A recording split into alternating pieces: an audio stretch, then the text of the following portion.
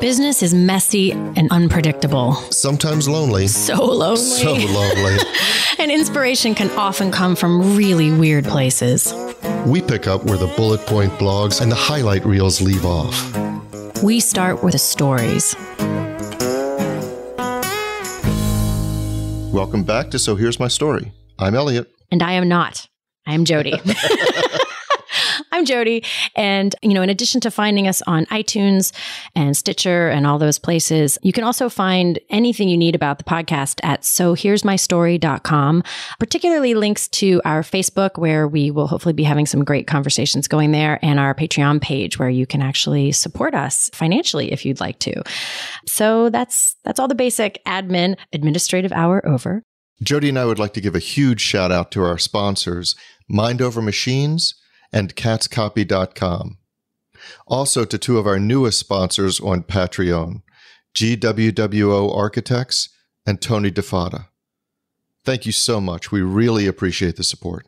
So now we have to figure out who's going first, and this time for something new, different, and exciting. Do you have a story, by the way? I do have a story, and it's a good story. Okay. All right. Do you have a story? I do, and we're going to flip a coin. What are you doing? We're going to flip a coin? Ooh. Call it in the air. Okay. Heads. It's tails. I win. Ha! So here's my story. My wife and I went away, and for the first time ever, we had a couples massage. So that's not where I thought you were going with that. So we're side by side, and we're getting this massage. And one of the things at this inn, and it's this 5-star inn in this little town in Pennsylvania that we wanted to visit. And one of the things they said is, hey, around this time of year, we're running a special. So you get an extra 30 minutes tacked on. So it was a 60-minute massage with an extra 30 minutes, and it was something known as a hot stone massage. And neither one of us had ever had a 90-minute massage before. So we go in, and the people working on us were really good. When we talked about it afterwards, they were really good. The thing that stuck out in our minds, though, was not the quality of the massage so much. It was that from the time that we walked in there to the time that we got back up to our room, it was just a little over 60 minutes. It was about 65 minutes. And, you have to, you get dressed and you do all that stuff for the massage. So Nikki, my wife, was really counting back the time. Look, if we left our room at this time, we're back in our room at this time, and we got ready for the massage, and we met them, and then we got dressed after the massage, and we did all this stuff. Really, they only gave us like 52 minutes. Yeah. Like short of the initial hour even. Short of the initial hour. 30, yeah. Right. So short of the initial hour. Did they split the 90 between you? Am I ruining your punchline? No, I don't know. I don't know what they did. It's 90 minutes, but you have to split that because there's two of you. So it's 45 minutes each. And so what I kept thinking was that the skill of the masseuse and the pleasure of the massage was overtaken in an instant by the realization that we didn't get what we thought we were getting in terms of time, not in terms of quality, but in terms of time. And that overshadowed. If we were going to write a review, it would have nothing to do with the skill of the service provided. It would have to do with, but you promised. Yeah. And to even add another layer to it, if you had just had your 60-minute, you probably would have stepped over it relatively quickly, because you would have said like, well, that includes the get ready, get out. And so you don't, like with a therapist, you don't really get an hour. You have to stop early, so you probably would have rationalized it. But because they added a free 30 minutes and then you didn't even get your hour, it becomes like insult to injury. It did. And it was just one of those things where if I were going to post a review, I would focus on that. Yeah. And then when I started to look at it, I would focus on the fact I'm angry because I didn't get my free thing. Right. Yeah. So what do you think is happening in the brain in that moment? Like what's important about that? What do you think prioritizes in the brain what gets your attention and what you step over? I think it's expectation. They set up my expectation at a certain point. It's just like when you negotiate and you set a price point. So if you're looking at a chair and you want to buy this chair and you're thinking the chair is maybe worth $100 or something, and somebody establishes a price point that says, wow, I saw this same chair at this other store and it was $1,500. Well, now if the salesman comes in and tells you it's $750, you're like, oh, okay. Yeah. It's not 7.5 times as expensive as I thought it was. It's half as expensive as it could be. Right. You've set a price point. And here they set an expectation of a certain level of service and a certain length of service. And it wasn't met. And that overshadowed everything for me. Yeah. Yeah. So did you ever, before I ask you the other question I want to ask you, did you ever find out what happened? Did you explore it at all? Did you ask them, or did you just let it go? No, we let it go. Again, probably not the best choice, but I don't know. I didn't want to, I just wasn't in the mood to have the conversation because I think about, okay, what do I want to happen? Yeah. If I have the conversation, one thing that's a legitimate outcome is to say, you know what, you should really tell your people. If you're having a special, they might, the massage therapist may not have known about it. Yeah. And I didn't mention it. My wife didn't mention it. We assumed they knew about it. So that would have been a constructive outcome. Mm-hmm. But I didn't think about that in the moment. What I was thinking is, if I complain, what do I want? Do I want them to apologize, as they almost certainly will? That's fine. I know they'd be sorry that I didn't have a good experience. So I don't care about the apology. Right. Do I want them to give me a coupon for another massage? No, I'm not going back there because it's a ways away. I'm just not. And you're not going to strip down for another 30 minutes. It's too much work to go back for the 30 minutes. That's exactly right. Yeah. So there's nothing that they can do really to make the outcome any better. I would just rather get on with my day. Mm-hmm. Yeah, I'm not much of one forever. It has to be a really high bar before I will complain because I want something back. Because like you just went through, when I think through like, what do I really want out of it?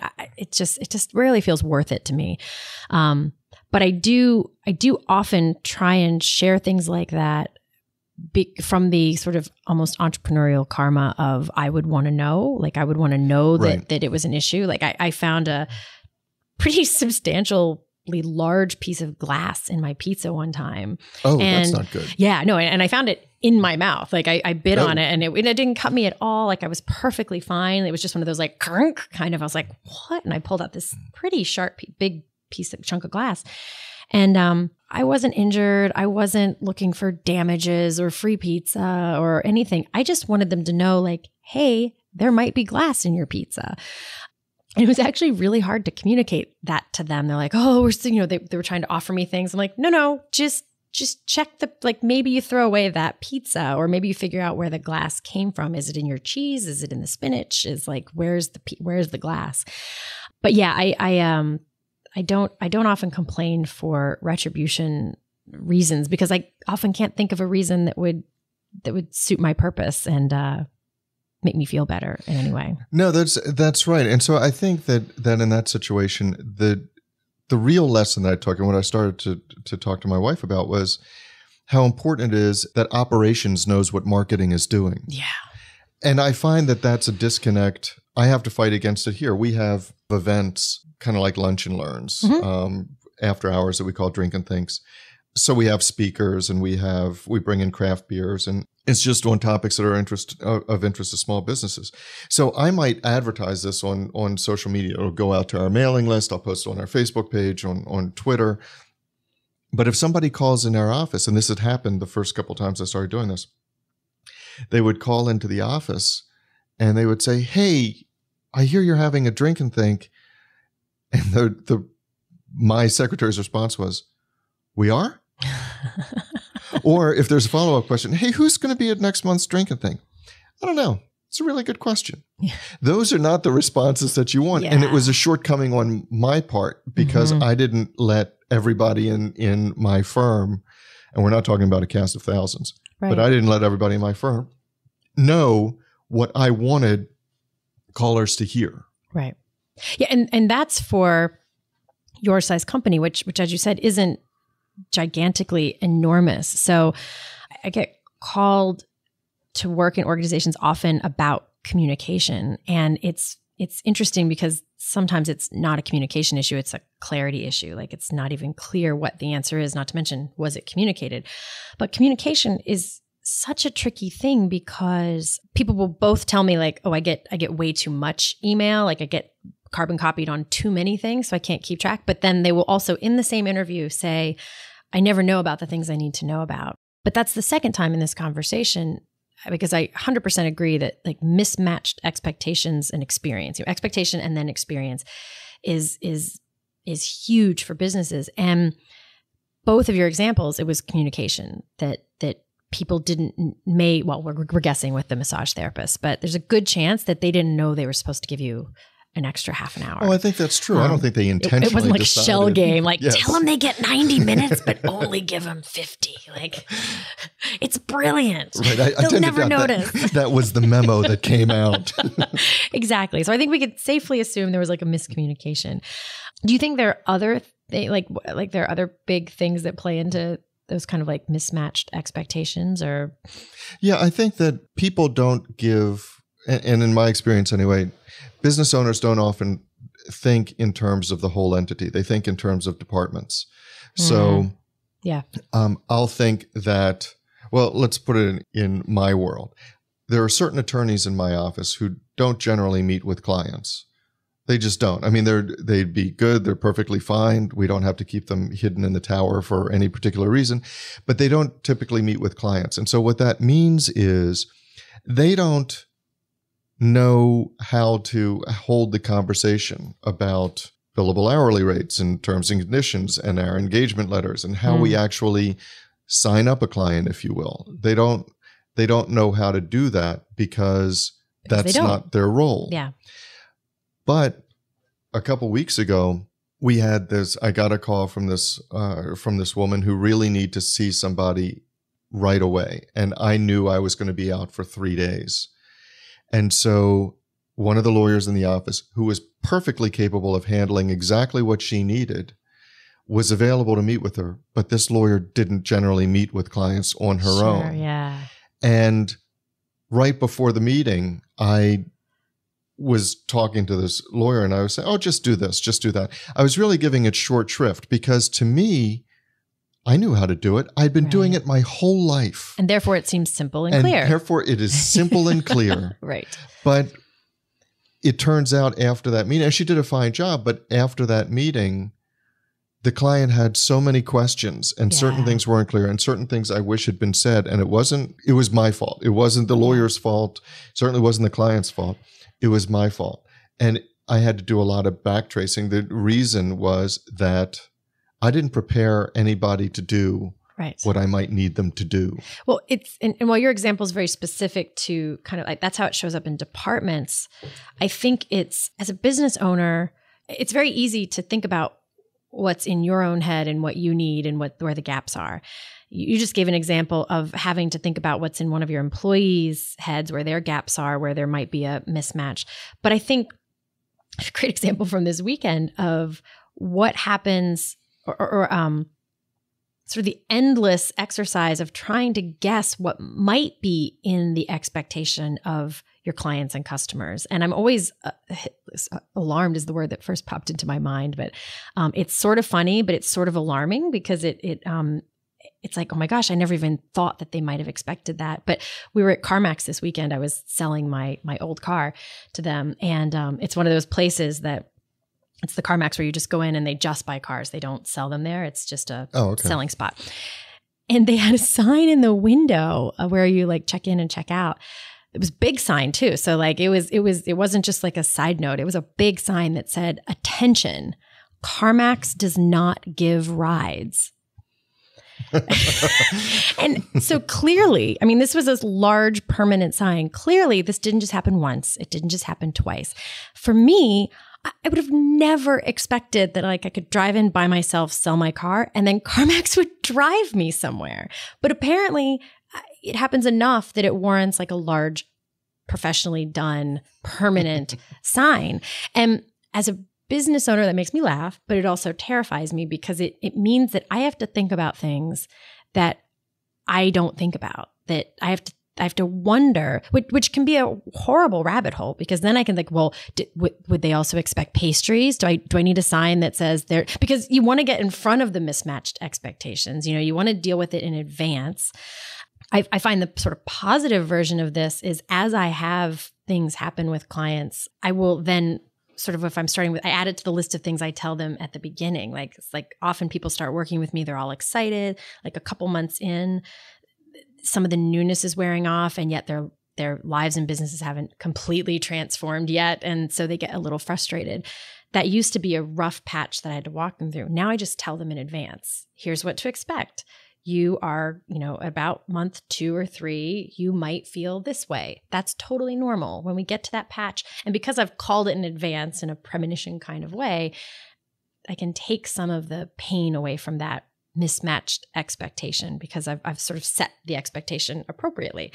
But until those things happen, it's kind of scary. Like, what else are they going to think about or need or want? Or where do I need to set these? Where do I need to right size the expectation? And one of the best examples of right sizing the expectation that I can think of, and I had mentioned this before, is that so I decided to try meditation. Everybody had said that, or a lot of people had said that it's really good for you, and whatever benefit they want to attach to it. It could be that you're nicer, you lose weight, you sleep better, you develop superpowers, whatever they wanted to attach to it. And so there are a lot of apps that you can get, these meditation apps. And I decided on this one app that I really like, but the name struck me. The name it's called 10% Happier. 10%. And so just think about that for a minute. 10% happier. So at some point, the people that created this made a decision that they were not going to promise that you were going to become, that your entire life was going to be transformed in an instant. And every day was just going to be this orgasmic exercise in living. But it's like, it's going to be like, a little better. A little better. They just figured that if you do this, you'll be better, not by a lot, but by some. Yeah.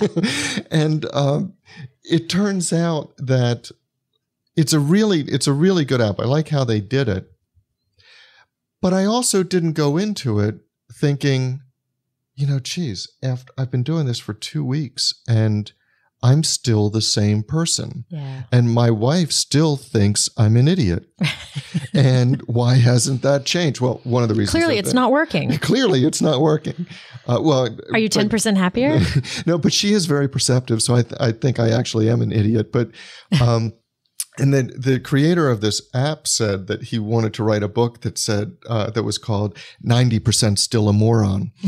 Because that was his wife's Is that true, or are you making that up? No, that's what he really said. True. Oh. He said that. He said his wife had urged him to write that book, 90% Still a Moron. He said that, it'll make you happier. It'll make you more mindful, more aware, and it can do some things for you.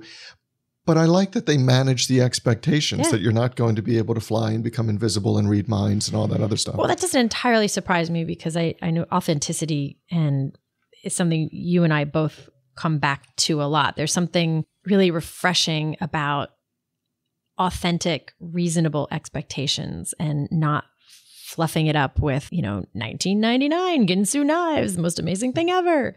So I get it. Yeah. There's, so I had somebody come to me and ask me to be a speaker at one of the drinking things. And the topic of his speech, and it may be very good, the topic of his presentation, though, is how to supercharge your life or how to turbocharge your life or something like that. And I like this guy a lot, and I think he's got a lot to offer. And maybe it's just me because I'm, probably the kind of person he needs to speak to. But I'm much more cynical about that because I'm much more on the, I'll buy what you're selling if you're telling me it's 10% happier. But if you're telling me my whole life is turbocharged, I have a hard time with that.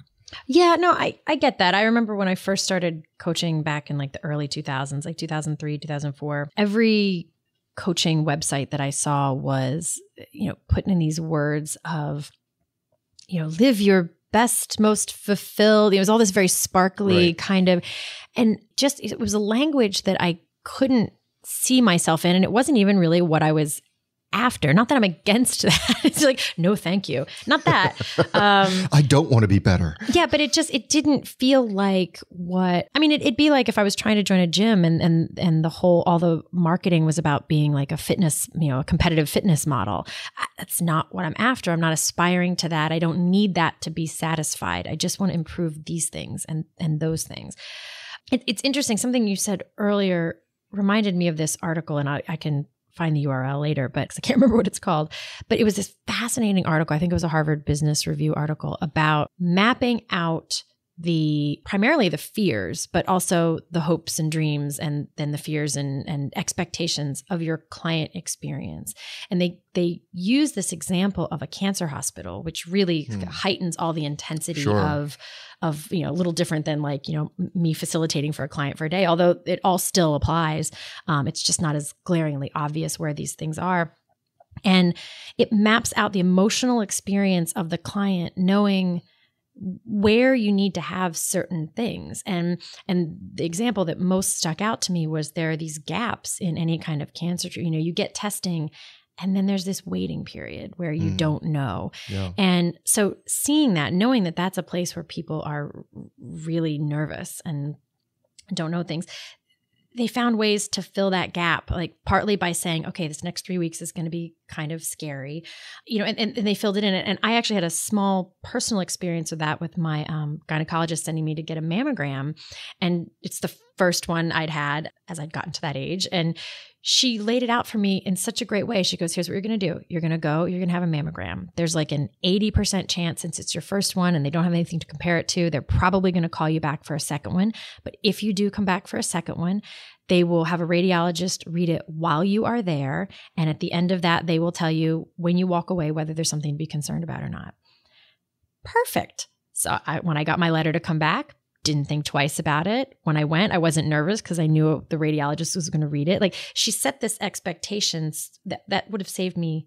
I would have had a couple weeks in there of like fretting and wondering and worrying, even if I didn't. But because if you know where people are going to be extra hopeful or less hopeful or scared or not know, then you can think about, how do I address that? And it even comes back to your example with your client. I'm sure, like right in that beginning of signing on, you know all those things to say because you know those are the questions that they've had. It's just you hadn't disseminated that through all your people. But, the interesting part of this is that so many times we hear about figure out the problem that your best clients have that you can solve, problem solution. And so that's how you market yourself. Here's the solution. They're thinking about the problem. But what you really highlighted is something that I don't think gets a lot of attention, which is it's not just the end goal. Here's the problem, figure out the solution. What's the process? Figure out their concerns during the process. So, and you're right, when you're talking about cancer treatment, that's a whole nother realm, but it's equally applicable. When somebody comes in, even for a small matter, it's important for me, and sometimes I forget, it's a good lesson to have, but it's important for me to say, okay, you're going to see a flurry of activity here. And then there's going to be some downtime because you've got to figure out this, that, and the other thing. And you're not going to have the immediate results you want. The results are going to be better because we've had this downtime. But walk through the process. And so often I think we're so focused on, you have a problem, I have a solution, that we don't think about the thoughts and expectations that arise in our client's mind during the process. And sometimes those fears are even more pronounced than the fear of the actual problem that brought them there in the first place. Oh, because it's this huge ambiguity and this huge unknown. So they don't know what even to expect or worry about. So therefore they make up lots of things to worry about, or they'll make up, you said there'll be a drop off. Well, they could make up, no one's working on my case. Well, no, that's exactly the way it's supposed to go. So I think it's those two layers, taking the time as a business owner to think that through and give that process the care it deserves of thinking through, like, what's their experience? What do they need from me at these points so that this process feels better, so I can put them at ease? But then back to your original story, that's great if it's just you, but then how do you disseminate that information? How do you weave it into the culture of your company so your people are thinking that way? How do you spread the news about the deal of the month if you're a massage person from an operational standpoint? Maybe it's the deal of the month. Maybe it's that you had gotten to your 10th massage and you get your extra 90. Some of it's operations and systems, but a lot of it is communicating it. And some of it comes back to culture, I think, of just weaving in as the way you think about it. But looking under that rock of mismatched expectations, I think is a really interesting topic. So that's our story. Thank you so much for joining us today. We're so grateful for everyone who's listening in, and we're especially grateful to all of our patrons who've joined us over at patreon.com to support our efforts here. And we hope to see you next week. And listen, having told our story, we'd love to hear yours. Ooh, yeah. So I guess what we're trying to say is the floor is yours. Go to sohere'smystory.com and join the conversation. Wait, before you go, there are 3 things that we really want you to know. First, you can find show notes and links to all of the random things we happen to mention during the episode by visiting our website, sohere'smystory.com. The second thing is we like to talk. And not just to each other. That's right. So what we really want to hear is your story. So while you're there, you'll also find links to connect with us on Facebook, Twitter, and other ways to contact us with questions, suggestions, or even to share your own story. And if you love the show and want to support future episodes, you'll also find the link to our Patreon page where we share our extra bonus content. Or if you can't support us financially, it'd be great if you could leave us a 5-star review at iTunes, Stitcher, or whatever podcast service you use to listen to us. And be sure to tell all your friends. Until next time.